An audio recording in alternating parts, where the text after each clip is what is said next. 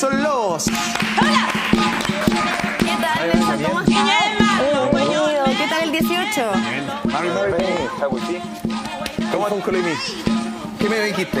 ¿Qué me preguntaste? ¿Cómo has estado tú? Ah, muy bien, muy bien. Aquí con ganas de seguir celebrando con la próxima semana con el campeonato de cueca, este fin de semana con las ramadas que se extendieron. ¿Lo pasaste bien tú? Bien, bien. ¿Y ustedes? Bien, descansado, bailado, aprovechado, bien comido. Harta comida, harta comida. Oye, hoy no vamos a hablar del 18 porque es algo que ya tocamos, ¿cierto? Claro. Nos trajiste el sitio de Villarrica. Así es. ¿De qué se trata este lugar y esta historia? A ver. Un evento de poco se conoce. A la gente de Villarrica lo esgrime con mucho orgullo porque habla de resistencia, tenacidad, por el lado español, pero también por el lado mapuche, por ambos lados. Que, bueno, primero contextualicemos para la gente en la casa. El año 1598 viene lo que en los colegios nos enseñaban, antes ahora parece que le dicen batalla de Curalaba, en ese tiempo era el desastre de Curalaba. Y para el mundo mapuche la victoria de Curalaba. En ese episodio bélico muere el gobernador, Oñez de Loyola, y quedan los capitanes más capos del ejército español y se levantan al final todos los mapuches. Ahí es cuando caen las 7 ciudades del sur, entre esas Villarrica. Esto generó un acontecimiento en masa donde los mapuches empezaron a repartir partes de los cuerpos de los españoles y a mandar huerquén para decir, oye, miren, testimoniamos con ellos, con este brazo, pongamos, esta mano, de que vencimos y capturamos al gobernador y lo matamos. Wow. Todos felices. Y en Villarrica, que estaba aislado por ahí medio a los pies de la cordillera, no recibieron apoyo, no recibieron ayuda y se enteraron de hecho por los mapuches. Y los mapuches empezaron a sitiar el lugar. Los españoles, que en ese tiempo la población de Villarrica era más o menos entre 400 y 700 habitantes, ahí tienen montones de cálculos en base al número de casas, de manzanas, etcétera, pero no se ponen de acuerdo los historiadores, deciden de que ellos tenían yanacona. Y estos yanaconas, el lonco que los mandaba se llamaba Curumanque, o sea, como un cóndor negro, ¿se fijan? ¿Ya? Y él con su gente vivía ahí y de repente le llega una invitación y les dicen, oye, ¿sabes de que el gobernador, chao pescado, también los demás, todos murieron y los más importantes, y ahora nos vamos a levantar y vamos a expulsar a estos cuincas? Entonces, y queremos de que tú te sumes a esto y los atacamos a esto y los liquidamos y se acaba la historia y recuperamos nuestro territorio. Y Curumanque los traicionó. No, y fue y le dijo a los españoles que quien estaba al mando era el capitán Rodrigo de Bastidas, que fue un personaje de la época. Y Rodrigo de Bastidas le dice, ok, haz como que estamos en alianza, sigan fingiendo, nosotros no sabemos, y cuando vayan a atacar ustedes se dan vuelta y los atacamos. Ya. ¿Y cuál fue la motivación de Curumanque para poder traicionar en el fondo? Bueno, ahí ya uno entra a especular, pero probablemente no creía que fueran capaces de ganar. Porque los españoles, Rodrigo Bastidas, había construido un fuerte en una ciudad. O sea, no nos imaginemos el fuerte con los muros y la ciudad adentro, no. Era un fuerte para protegerse en caso de emergencia y afuera toda la ciudad. Entonces, y era grande Villarrica, sí, y estaba justo para las personas que han ido a Villarrica, está el río Tolten, ¿cierto? Está protegido naturalmente. Y está acá el lago, entonces queda en esa zona. Que a todo esto ese territorio se llama en Mapuzugún Mayolafquén. Eso es, que es como tierras gredosas, una cosa así. Perfecto. Entonces Curumanque dijo, no, esto yo no le veo mucho futuro, aquí no nos va a ir nada tan bien, así que fue y le dijo a Rodrigo de Bastidas. Le dijo a Rodrigo Bastidas. Y Rodrigo Bastidas había levantado este fuerte y, derrotan a los mapuches que se van con la cola entre las piernas y en ese momento eran liderados por Columan o Keluman, como cóndor rojo. ¿Sí? Y él después desaparece un poco y el que asume el mando es Colunahuel, que vendría a ser como jaguar rojo. Ya. Y Siempre se utilizaba un animal... un animal, podía ser una piedra, cura podía ser, un árbol también. Pero ese era como su nombre... De guerrero. De guerrero, o sea, ¿no? su nombre de vida, ese era el nombre de él. Perfecto. Y no es algo tampoco literal como, no sé, piedra fuerte como lo muestran las películas de Estados Unidos. Yo Sí. soy, traducciones, claro. ¿cierto? No es así. Claro. Hay una significación detrás de cada nombre. Y cuando se toman bueno, en eso llega Pelantaro. Ustedes conocen a Pelantaro, hay una calle que se llama Pelantaro, Sí, claro. en Concepción. Pelantaro, que fue el gran líder de esta rebelión con Ancanamun, llegan a Villarrica y les dicen, no, Peñi, no pierdan la fe porque nosotros estamos aquí y los venimos a apoyar con nuestras fuerzas. Y ahí A pesar de que primero se habían dado vuelta y los habían atacado. No, el que los atacó fue Columán, que también era de ahí, pero los otros... Curumanque. Y los otros eran mapuches también de la zona. Ah, y que también perfecto, atacaron. ya. Entonces, lo interesante es que llegan estos aliados que eran de Purén, probablemente hasta de Tirúa, tal vez te dicen el mar. Decir el levantamiento fue general. Claro. Se levantaron los huilliches, también Valdivia, Osorno. Fue probablemente el episodio más importante de la historia mapuche. Y resulta que atacan una mañana, mezclados de distintos territorios los mapuches, y Rodrigo Bastía se retrocede a toda su gente y se encierran en el fuerte. Por supuesto, destruyen toda la ciudad. Alcanzaron y los que más sufrieron fueron los yanaconas. No, claro. Porque muchos quedaron fuera del fuerte. Entonces, así los trataban los españoles.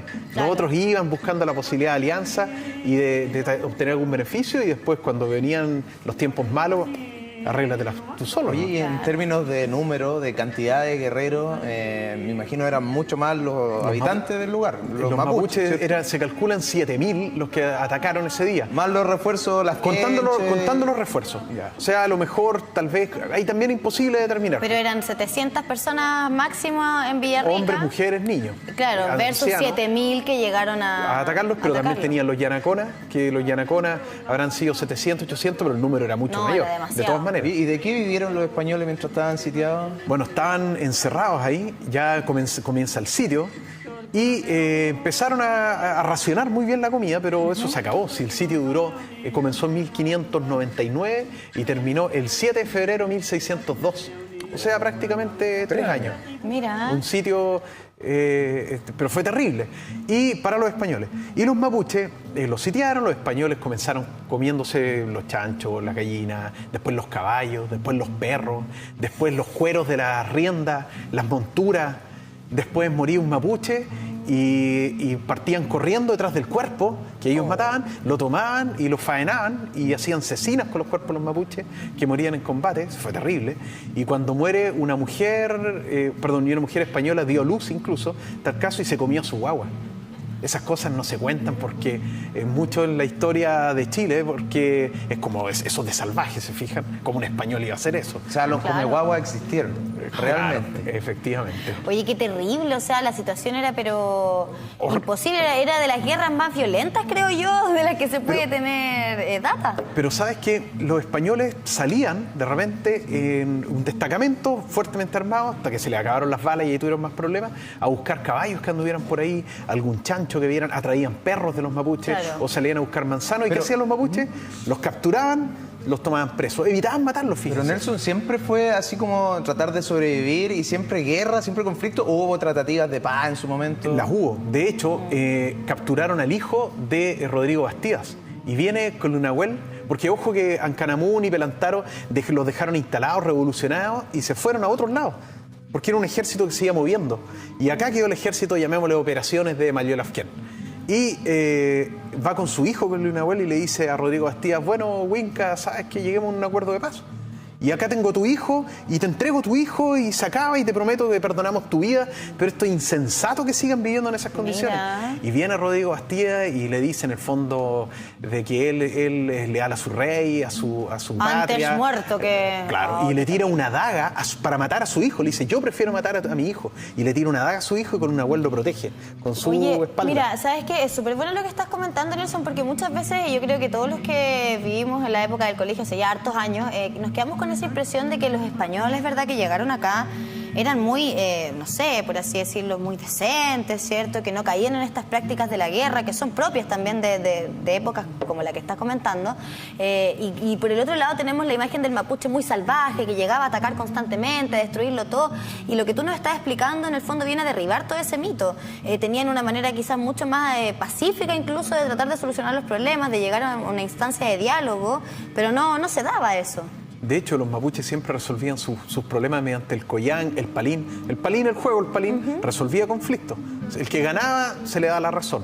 O en el collán, que eran grandes juntas para hablar temas políticos. Y eso de ahí derivan también los parlamentos con los españoles.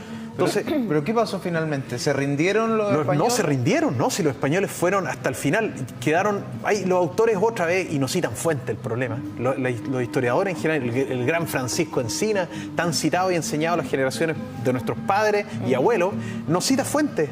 Ese historiador prácticamente no cita fuentes. Y hablan entre... El ejército también tiene un texto que se llama El Toqui Pelantaro, bien bueno, lo recomiendo, y que hablan de entre 24 personas y 21 que sobrevivieron. Y estos que quedaron en el fuerte al final. ¿Españoles? Sí, eran 11 hombres y 12 mujeres. Entre ellos Ana Chavarrí, que era la esposa de Rodrigo Bastías. Y Rodrigo Bastías. A todo esto también había un mulato ahí. El mulato Beltrán, que los mapuches le tenían mucha confianza, porque como los españoles igual maltrataban a los mulatos o a los negros también, los mapuches decían, bueno, estos también los tratan mal, pero el mulato Beltrán los engañaba, los engañó, les dijo, hagan como que van a traer alimentos, y ahí los atacamos entre todos, y él se había puesto de acuerdo con los españoles, les trajeron alimentos, atacaron a los mapuches y quedaron con todos los alimentos adentro. Al final mataron al mulato Beltrán en una salida. ¿Y qué pasó con los otros, con los 20 y tantos que quedaban? En el ataque final, ya no estaban en el fuerte mismo, habían hecho ya palizadas adentro del fuerte. ¿Palizadas? Claro, pequeñas trincheras, si querés llamarlo. Claro. Y atacan los mapuches ya, queman el fuerte, entran y los toman prisioneros. Y les perdonan la vida a todos, salvo a Rodrigo de Bastías. ¿Por qué? Pero lo matan finalmente, lo ejecutan, no con un afán de decir, este tipo nos hizo mucho daño, él fue el tosudo, el duro corazón que expuso a su gente, no como castigo, sino en un sentido de honor. Lo sacrificaron ritualmente, porque era tan valiente, era tan consecuente con sus pensamientos, tenía quiña y piuque, o sea, un corazón. Él no tenía dos corazones. Era un guerrero respetable, por así decirlo. De honor. Entonces lo sacrifican ritualmente a los Usanza Mapuche. No he encontrado descripciones de cómo lo hicieron, pero en esa época los desnudaban y se hacía toda una ritualidad donde le hacían cortar palitos, que lo hemos hablado en otro programa, lo iban enterrando en la tierra y le iban nombrando a los más valientes. Y al final le mandaban un mazazo en la cabeza y le sacaban el corazón palpitando. ¿Y en eso se inspiró la serie Sitiados? En este sitio se inspiró la serie de Sitiados justamente. En este hecho puntual que estamos relatando, de Villarrica. De Villarrica. Hay variantes, y de hecho algo importante también, el famoso volcán Villarrica, que nosotros conocemos como volcán Villarrica. El nombre real es Fetapillán, o sea, el gran pillán, el gran espíritu que hay ahí, o también le dicen Rucapillán, depende del territorio. Hay lugares. Una también, Isabel Neculpan, que es abuela del Peñi Cristian Antimilla, que la entrevistó y él también escribe en la revista Historia Mapuche, le llama Folil Mapu, o sea, la raíz de la tierra. De ahí sale todo, de ahí salió la vida prácticamente, del volcán hoy llamado Villarrica, pero que su nombre es Futapilla, Folil Mapu también, pero el Rucapillán, o sea, la casa de los espíritus. La casa de los espíritus. Bueno, finalmente el volcán es el que da la geografía también a ese hermoso lugar. Y por último, turístico. la última cosa que este lugar pasó a tener una significación para los mapuches importantísima. No dejaban que los viajeros, nadie se acerque ahí, que no sea mapuche. Se acercaba uno, no, usted no tiene paso para allá. Y todos lo exploraron. Se convirtió en un lugar medio sagrado. Sí. Por la cantidad de fallecidos también. Por haber estado 3 años en sitio. O sea, imagínate una carga emocional también grande que tenía ese territorio. Y quedaron las ruinas de la ciudad. Y cuando llega el ejército de Chile en 1882, al mando de Gregorio Urrutia, llega, derrota a los mapuches, lo hace rendirse, en realidad no alcanzó a haber batallas ahí, y entran al sitio. Y hay unas fotos que no sé si las tendrán, es donde aparece el ejército de Chile, ahí en las ruinas de Villarrica, ya habían talado algunos árboles con algunos mapuches. Mira, una razón distinta para visitar Villarrica, para conocer más sobre nuestra historia. Le damos un aplauso a Nelson Lobos. Más detalles lo pueden encontrar en las redes sociales, ¿cierto, Nelson? En la página historiamapuche.cl, Historia Mapuche en Twitter, Facebook Historia Mapuche, YouTube Historia Mapuche, Instagram Historia Mapuche. Buenísimo, Nelson. Ahí lo vamos a estar revisando entonces para saber todo acerca de este sitio de Villarrica que fue declarado Monumento Histórico el año 94. Ese datito también es importante para que la gente vaya y lo visite y se haga parte de esta historia. Y está la entradita. Ustedes entran por el puente llegan a mano izquierda, hay una cancha de fútbol ahí. Está el resguardo y cuidado del patrimonio en Chile es realmente lamentable. Ahí la crítica entonces para las autoridades para tomarlo en cuenta. Gracias, Nelson.